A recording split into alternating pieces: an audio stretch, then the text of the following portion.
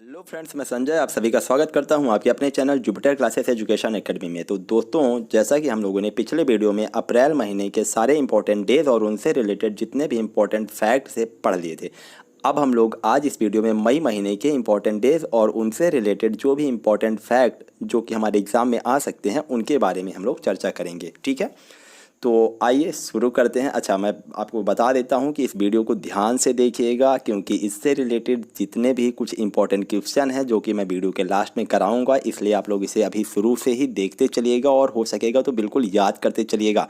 ठीक है ना, क्योंकि लास्ट में आपको आंसर देना है क्वेश्चन का। ठीक है, ओके।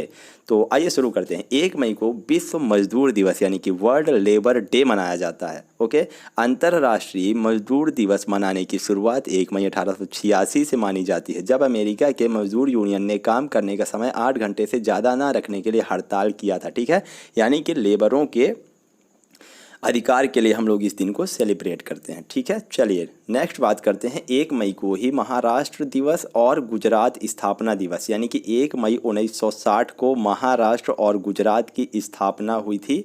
ठीक है, यानी इन दोनों राज्यों की स्थापना दिवस के रूप में हम लोग मनाते हैं। चलिए नेक्स्ट बात करते हैं। 3 मई को विश्व प्रेस स्वतंत्रता दिवस यानी कि वर्ल्ड प्रेस फ्रीडम डे के रूप में मनाया जाता है। जैसा कि आप सभी को पता है कि जो प्रेस यानी कि मीडिया है हमारे समाज का एक अहम हिस्सा होता है, जो कि समाज की सच्चाई को हम सबके सामने रखता है।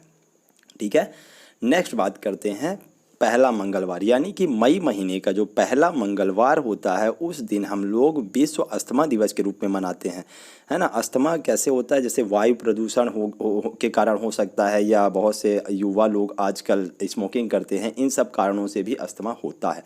ठीक है, नेक्स्ट बात करते हैं। 7 मई को रविंद्रनाथ टैगोर जी का जन्मदिन मनाया जाता है। ध्यान दीजिएगा कि इनका जन्म 7 मई 1861 में कोलकाता में हुआ था।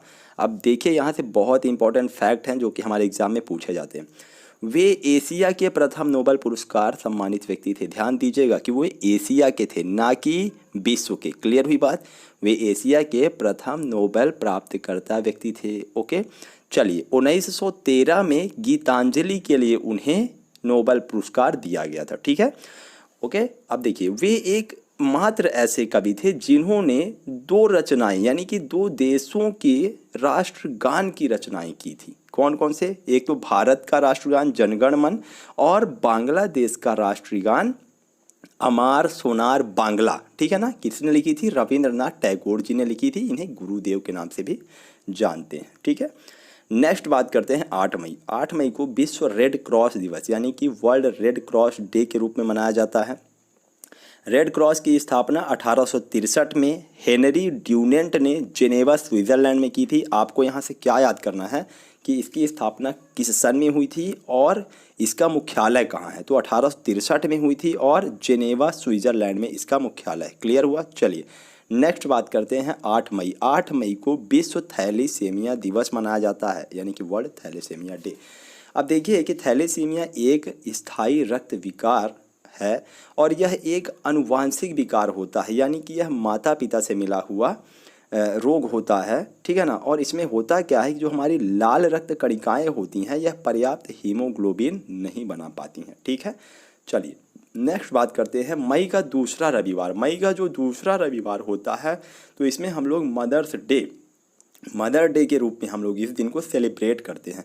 जैसा कि माताएं हमारे परिवार का एक बहुत ही अहम हिस्सा हैं, उनके बिना तो परिवार होता ही नहीं है, तो हम माँ को सम्मानित करने के लिए इस दिन को मनाते हैं। ठीक है, चलिए नेक्स्ट बात करते हैं। 11 मई को राष्ट्रीय प्रौद्योगिकी दिवस यानी कि नेशनल टेक्नोलॉजी डे के रूप में मनाया जाता है।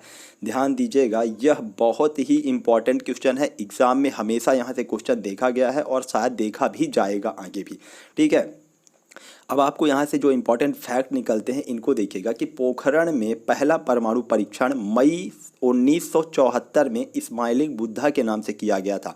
ठीक है ना, इस डेट को बिल्कुल याद कर लीजिएगा कि हम लोगों ने पहला पोखरण कहाँ है? राजस्थान में है। ठीक है, तो पहला परमाणु परीक्षण मई 1974 को इस्माइलिंग बुद्धा यानी कि मुस्कुराते बुद्ध के नाम से किया था, और दूसरा परीक्षण दूसरा परमाणु परीक्षण पोखरण सेकंड जिसे कहते हैं, जो कि 11 मई 1998 में किया था, ठीक है ना। तो जो परमाणु पोखरण 2 है, इस पर एक मूवी बनी है जिसका नाम है परमाणु, जॉन इब्राहिम की। हो सकता है आप लोगों ने देखी होगी, और यदि नहीं देखी होगी तो एक बार देखिएगा ज़रूर, बहुत अच्छी, और वहाँ से आपको बहुत कुछ नॉलेज मिल जाएगा, ठीक है। 1998 में भारत एक उभरती हुई परमाणु शक्ति के रूप में जाने जाना लगा था विश्व में, ठीक है ना, जाना गया था विश्व में, यानी विश्व हमें भी परमाणु शक्ति के रूप में पहचानने लगा था। इसलिए यह एक हमारे लिए, हमारे देश के लिए गौरवान्वित होने का दिन था, ठीक है। चलिए नेक्स्ट बात करते हैं 12 मई। 12 मई को अंतर्राष्ट्रीय नर्स दिवस मनाया जाता है, इंटरनेशनल नर्सेस डे।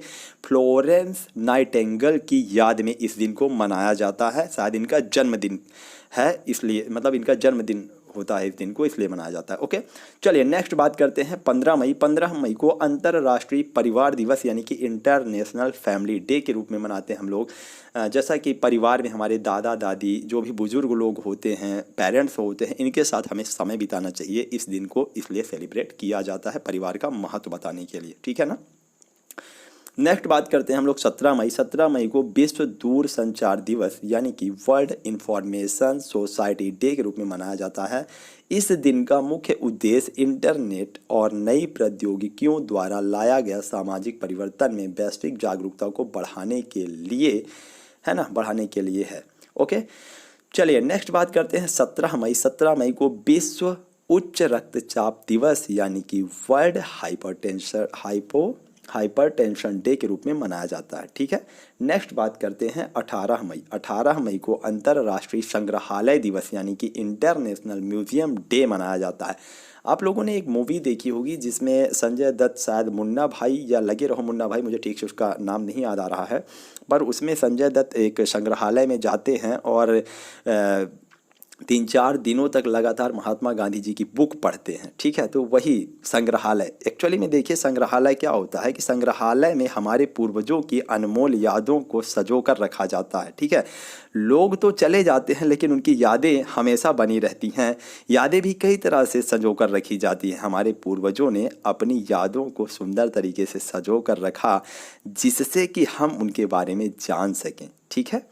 अब देखिए कि ऐसी कई चीज़ें हैं जो हमारे पूर्वज हमारे लिए रख कर गए हैं, उसे नुकसान न पहुँचे इसके लिए कई संग्रहालय बनाए गए हैं जो हमें अपने पूर्वजों को याद रखने में मदद करते हैं, ठीक है। तो जैसे कि महात्मा गांधी जी के बारे में आपको जानना हो, या और भी कोई महापुरुष हुए हैं, अंबेडकर जी के बारे में आपको पढ़ना है, उनकी हिस्ट्री, उनके बारे में, उनके जीवन काल के बारे में, तो ये सारी बुक्स आपको संग्रहालयों में मिल जाएंगी, ठीक है। चलिए नेक्स्ट बात करते हैं विश्व एड्स वैक्सीन दिवस, वर्ल्ड एड्स वैक्सीन डे के रूप में हम लोग 18 मई को मनाते हैं। नेक्स्ट है हमारा 21 मई।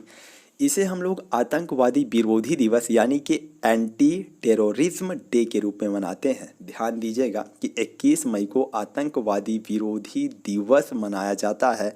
इसी दिन यानी कि 21 मई 1991 को देश के पूर्व प्रधानमंत्री राजीव गांधी जी की तमिलनाडु में हत्या कर दी गई थी।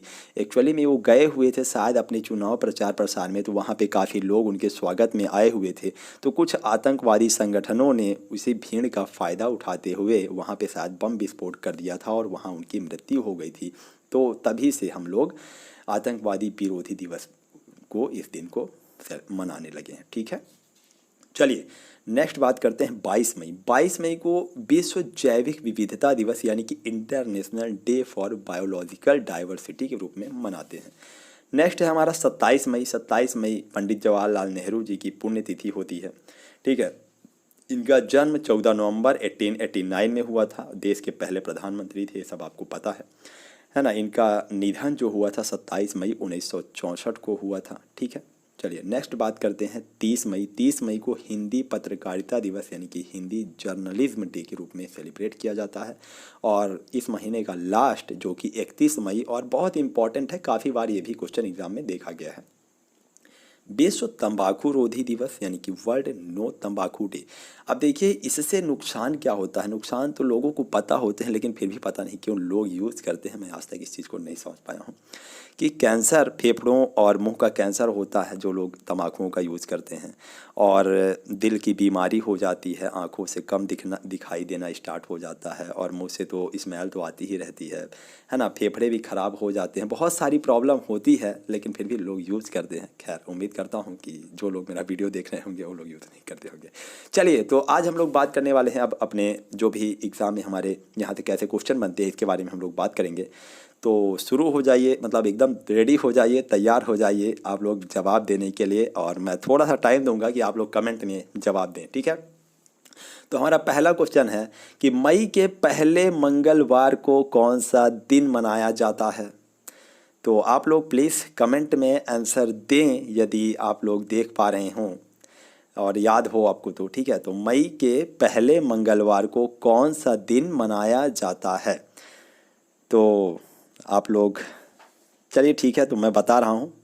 तो मई के पहले मंगलवार को विश्व अस्थमा दिवस के रूप में मनाया जाता है। ओके, क्लियर हुआ, विश्व अस्थमा दिवस, यानी कि इसका राइट आंसर हो जाएगा ए। ओके, चलिए नेक्स्ट बात करते हैं हम लोग। अंतर्राष्ट्रीय थैलीसीमिया दिवस हर साल मनाया जाता है।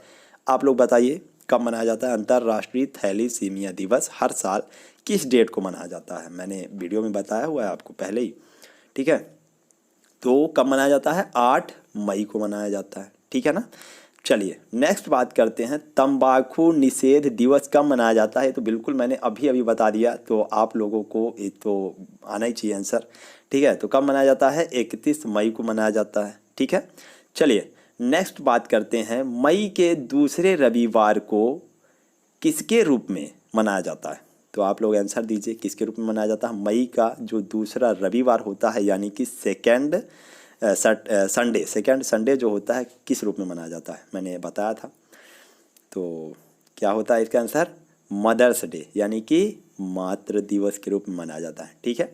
चलिए नेक्स्ट बात करते हैं कि मई को कौन सा दिन, 11 मई को कौन सा दिन मनाया जाता है। ये भी मैंने आपको बताया था कि यह बहुत इंपॉर्टेंट क्वेश्चन है, और मैंने इसके बारे में थोड़ी सी डिटेल भी दी है आपको। तो आई होप कि आप लोग आंसर दे रहे होंगे। खैर, तो मैं आपको बता देता हूँ कि 11 मई को राष्ट्रीय प्रौद्योगिकी दिवस के रूप में मनाया जाता है, ठीक है। चलिए नेक्स्ट बात करते हैं, विश्व उच्च रक्तचाप दिवस किस तारीख को मनाया जाता है। इसका आंसर दीजिए आप लोग, विश्व उच्च रक्तचाप दिवस किस तारीख को मनाया जाता है। तो इसका सही आंसर होगा 17 मई, ठीक है ना। कब मनाया जाता है, 17 मई को मनाया जाता है। चलिए नेक्स्ट बात करते हैं, मजदूर दिवस कब मनाया जाता है। चलिए इसका बताइए आप लोग। तो मजदूर दिवस कब मनाया जाता है, 1 मई को मनाया जाता है, ठीक है। आई होप कि आप लोगों को मज़ा आ रहा होगा, और चलिए अच्छा लग रहा होगा आप लोगों को। चलिए ये क्वेश्चन बहुत इंपॉर्टेंट है, पेपर में आए हुए क्वेश्चन है, ठीक है ना। तो इसे थोड़ा सीरियसली लीजिएगा आप लोग।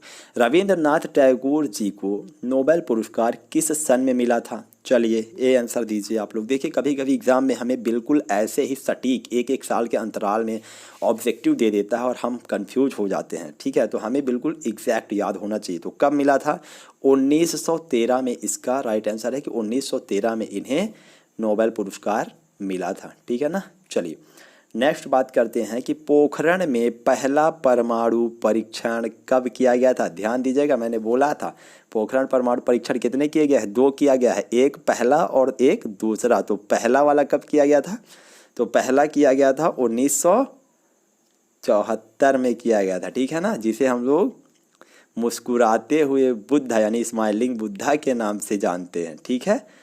चलिए नेक्स्ट बात करते हैं, नेक्स्ट तो शायद हो गया, सॉरी ख़त्म हो गया है। तो ओके, इतने ही हैं काफ़ी, जो कि एग्ज़ाम में अक्सर ऐसे क्वेश्चन देखे जाते हैं। तो आई होप कि आप लोगों को वीडियो पसंद आया होगा।